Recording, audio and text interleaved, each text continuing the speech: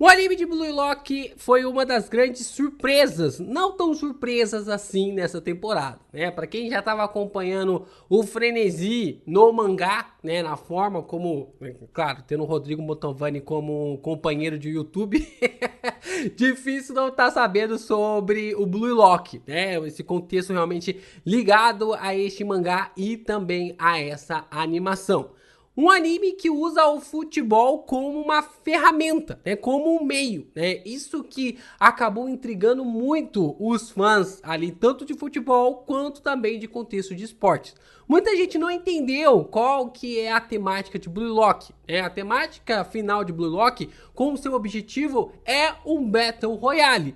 Ganhar ali quem tem a capacidade de se tornar o maior centroavante. É por isso que muita gente até mesmo caiu num dos maiores baits aqui do canal, falando e explicando sobre por que Blue Lock era um dos piores animes de futebol já feitos na indústria dos animes. Era um dos piores animes de futebol já feitos na indústria do anime. E com isso, Blue Lock conseguiu sair da bolha otaku e ir diretamente para todos os públicos. Essa formação do Blue Lock sendo colocado através de coisas, de surpresas e também de enigmas colocados na trama, mostrou para nós uma das sensações, uma das surpresas, e não tão surpresa assim, de quem já estava vendo a obra vindo de longe, de uma forma sem igual.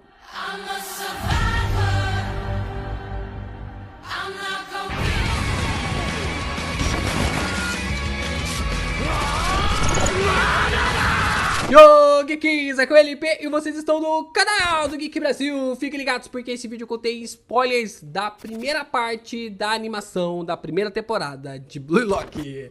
Sim, pessoal, vamos aqui falar sobre a fórmula de Blue Lock que deu certo. Esse contexto ligado sobre essa primeira parte da animação que acabou na semana passada e que agora a gente vai entrar em uma nova formulação e como esse plot final deixou todo mundo em choque, né? Deixou todo mundo realmente convincente de que é um anime, é uma história que vai ficar e que é um mangá também que vai explodir pra caramba depois da finalização da primeira temporada. Então já deixem o like de vocês, se inscrevam aqui no canal, ajuda a gente a bater nossa meta de 100 mil inscritos até o final do ano. Não dá, tem que virar essa chavinha até aí o final de janeiro, até o final de fevereiro, e compartilha esse vídeo também lá nos seus stories do Instagram, me marca lá @LPGeekBrasil pra divulgar ainda mais o canal e fazer com que a gente consiga ser ainda mais conhecido. Blue Lock realmente chegou com uma sensação muito diferente ali nessa primeira parte, né? Nessa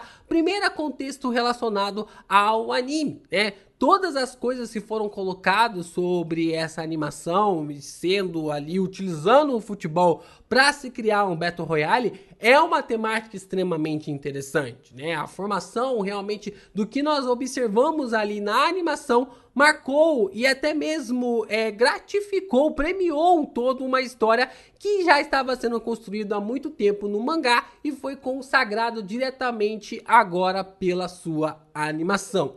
Em Blue Lock nós podemos realmente separar três coisas principais, três coisas diferentes, pelo menos dessa primeira parte, dessa primeira temporada. A forma ali dos times, né? A forma dos times sendo colocados ali nas suas disposições, separados ali em prédios na qual raramente eles tinham contatos. E isso era algo para surpreender a gente sobre quem seriam os adversários, quem seriam ali as pessoas que iriam enfrentar o time do protagonista e como eles iriam sair de pessoas cabeçudas para pessoas que passariam a se importar menos com o individual para acrescentar ainda mais detalhes e também informações sobre os personagens. De que eles saem ali do lado individual e passam a se portar ainda mais para o lado da equipe, mais para o lado grupal, por mais que apenas um vá vencer o Blue Lock. A convicção também dos melhores times estão sendo cada vez mais concretizada, né? Estava sendo cada vez mais concretizada nessa primeira parte. A gente tem essa disputa entre os times acontecendo ao mesmo tempo que existe a disputa entre os jogadores dentro do mesmo time. Por mais que um time ali fosse desclassificado, por mais do que uma base de jogadores fosse desclassificado, aquele que se destacasse naquele time poderia avançar. E isso criou grandes temores, grandes diferenças até mesmo na formação do time do protagonista. E a gente também tem a colocação da mente de um atacante.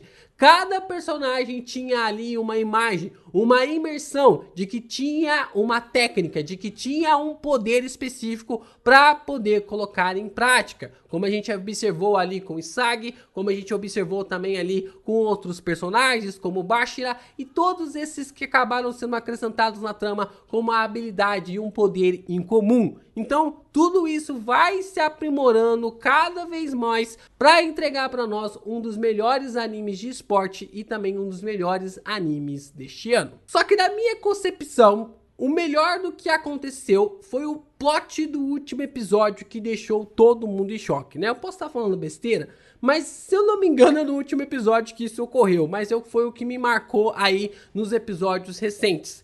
De que o time ali do Isagi não era os piores dos piores. Eles não eram ali os piores dos piores. Isso que acaba marcando essa formação de macetar a criação do impacto social dos japoneses. Na visão do Ego, que é o cara que tá fomentando ali o universo de Blue Lock, que tá criando ali esse contexto do universo do Blue Lock, os japoneses são muito acomodados com a vida pragmática que eles levam, diferente de outros países. Ele até mesmo fala dessas referências de que os jogadores, quando eles vão para uma competição, para uma peneira, eles colocam a vida deles em jogo, porque eles sabem, olha só, olha que interessante, cara, que o Ego coloca, que por detrás daquela chance, ele pode fazer a mãe dele parar de um jogador que tá vindo da favela, ele pode fazer a mãe dele parar de trabalhar em 4 empregos,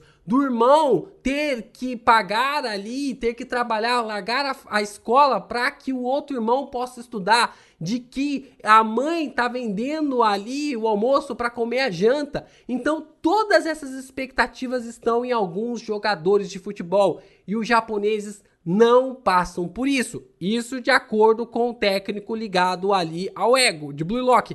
Então essa temática é legal pra gente entender que os jogadores de outros países, que esses países como Brasil, Argentina, Chile ou até mesmo outros jogadores que já ganharam ali a primeira colocação, não vivem em zonas de conforto como a maioria dos japoneses vivem, de acordo novamente com o pensamento do Ego.